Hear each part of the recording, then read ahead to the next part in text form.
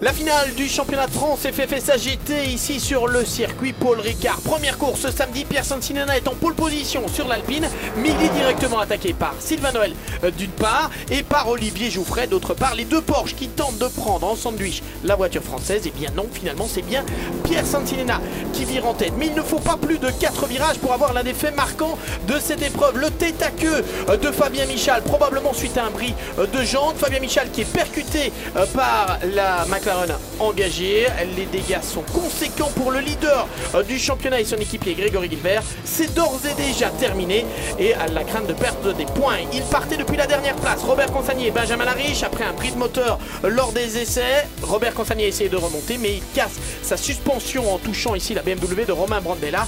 La direction de course doit présenter le drapeau rouge tellement il y a des débris sur la piste. Interruption de cette première course. À la relance, nous sommes derrière la voiture de sécurité. Bien évidemment, Pierre Santinena emmène derrière lui Laurent Hurgon, Olivier Jouffret et Sylvain Noël. Pendant que Christian Philippon s'accroche ici avec Mickaël Blanchemin qui l'envoie en tête à queue à l'entame de la ligne droite du Mistral. Le changement de pilote, on est évidemment dans le clan AKSP parmi les premiers à faire monter Jim Pla à bord. Changement également entre Christophe Hamon et Lonnie Martins. L'Alpine reste en tête. Cette fois, ce n'est plus Pierre Santinena, mais bien Pierre-Alexandre Jean, le jeune pilote de 17 ans qui est au volant. S'il gagne, Pierre-Alexandre Jean, il peut encore espérer garder ses chances de titre.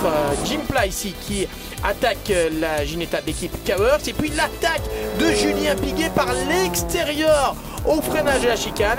Magnifique manœuvre de dépassement qui permet au pilote BMW de prendre la tête. Pierre-Alexandre Jean n'est plus en lice pour le titre. Pendant ce temps-là, Ricardo Van der Ende a battu le meilleur tour en course. Il double Nicolas Schatz et on assiste aussi à une très belle lutte entre Jim Pla et Lonnie Martins, le pilote de la Mercedes qui finit par prendre le meilleur sur l'Audi Saint-Éloque. Lonnie Martins qui aurait bien aimé garder la Mercedes derrière lui pour aider ses équipiers évidemment. Le contact ici, Julien Piguet qui envoie en tête à queue un concurrent à qui il prend un tour. Ce contact qui est d'ailleurs placé sous investigation. Et puis ce tête à queue aussi de Thomas Drouet qui était en lutte avec Nicolas Schatz. Du côté de la catégorie des âmes, pas de suspense. La Maserati des frères Arnaud et Olivier Gomez a totalement dominé cette épreuve. L'équipe GP34 by Gémo Sport qui s'impose, alors que dans le même temps Nicolas Gomard se fait surprendre dans le tout dernier tour. Il pourra néanmoins repartir avec Julien Lambert. Il termine 5e et reste candidat au titre. Nous sommes dans le dernier tour. Pierre-Alexandre Jean tente le tout pour le tout dans le dernier virage, mais il n'y peut rien. Julien Piguet s'impose donc. Julien Piguet et Laurent Hurgon, vainqueurs devant Pierre Santinena et Pierre-Alexandre Jean. 3e place pour Éric Trémoulet et Olivier Jouffret du côté des âmes. Victoire de la Maserati d'Olivier et Arnaud Gomez. L'équipe GP34 by Gémo Sport qui remporte sa 3e victoire. Tout reste possible pour les 2 titres demain lors de la finale du championnat ce dimanche.